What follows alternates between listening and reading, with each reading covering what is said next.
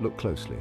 What do you see when you peer into the depths of another's eyes? Is it just a reflection, or is there something more profound, something that speaks to the very core of our existence?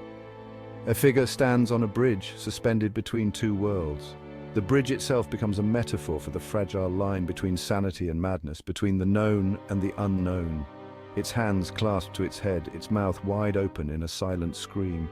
This is not just a moment of distress, it is an eternal cry that reverberates through the annals of human history. The face, skeletal and contorted, reflects a raw, primal terror. It is a visage that captures the essence of our deepest fears, fears that we often keep hidden beneath a veneer of normalcy.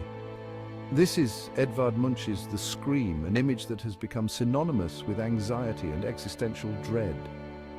It is more than just a painting, it is a symbol, a universal representation of the human condition.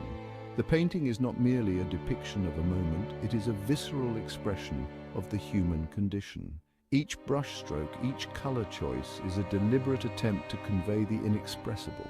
It is a stark portrayal of the isolation, fear and uncertainty that lie beneath the surface of our everyday lives. These emotions are not unique to any one individual. They are a shared experience, a collective angst that binds us together. The swirling sky, rendered in vibrant oranges and yellows, seems to pulsate with the figure's inner turmoil. The colors are not just visually striking, they are emotionally charged, mirroring the chaos within.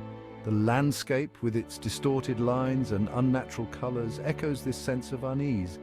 It is as if the very world around the figure is bending and warping under the weight of its existential crisis. Even the two figures in the background, seemingly oblivious to the screaming figure, contribute to the overall sense of isolation. Their indifference is a stark reminder of how alone we can feel, even in the presence of others. Munch's masterpiece is not a painting to be merely observed, it is an experience to be felt. It demands an emotional response, compelling us to confront our own fears and anxieties. It is a mirror reflecting the darkest corners of our own psyche. When we look at The Scream, we are not just seeing a work of art, we are seeing ourselves, our own struggles, our own silent screams. Edvard Munch, born in Norway in 1863, was no stranger to suffering and hardship. His childhood was marked by illness, tragedy, and loss. His mother and sister both succumbed to tuberculosis when he was very young. These early experiences cast a long, dark shadow over his life and art. Munch's paintings became an outlet for his inner turmoil and deep emotions. He explored themes of love, death, and anxiety with unflinching honesty and raw emotion. His personal struggles became deeply intertwined with his artistic expression. His paintings were not merely depictions of the world around him, but rather reflections of his own internal, emotional landscape. He utilized bold colors, expressive brushstrokes, and distorted forms to convey intense, raw emotion. His art was a reflection of his life, a life indelibly marked by suffering, loss, and profound introspection. The power of The Scream lies in its simplicity. The composition is stripped down to its bare essentials. A solitary figure dominates the foreground. The background recedes into a blur of swirling colors. This simplicity, however, is deceptive. Munch's use of color, line, and form creates a profound sense of unease. The figure itself is a study in anxiety. Its gender is ambiguous, making it universally relatable. Its hands pressed against its head seem to muffle an internal scream. The eyes, wide with terror, stare out at the viewer, imploring us to share in its anguish. The swirling lines of the sky and landscape seem to echo the figure's internal turmoil. The colors, vibrant yet unsettling, heighten the sense of unease. Every element of the painting works together to create a powerful and unforgettable image of existential dread. Section 4, Anxiety's Grip, a Timeless Resonance. The Scream is more than just a painting, it is a cultural touchstone. It speaks to a universal human experience, anxiety. In an age of rapid technological advancement, social isolation, and political uncertainty, Munch's masterpiece feels more relevant than ever. The painting's enduring power lies in its ability to tap into our deepest fears and anxieties. The figure's isolation, its sense of being overwhelmed by the world, is something that resonates deeply in our modern society. We are bombarded by information, constantly connected, yet increasingly disconnected from one another. The pressures of modern life, The fear of the unknown, the search for meaning in a seemingly meaningless world, these are all themes that the Scream addresses with unsettling power. Section 5. The Abyss of Existence. An Existentialist Interpretation. The Scream can be viewed through the lens of existentialism, a philosophical movement that emphasizes individual freedom, responsibility, and the search for meaning in an absurd world.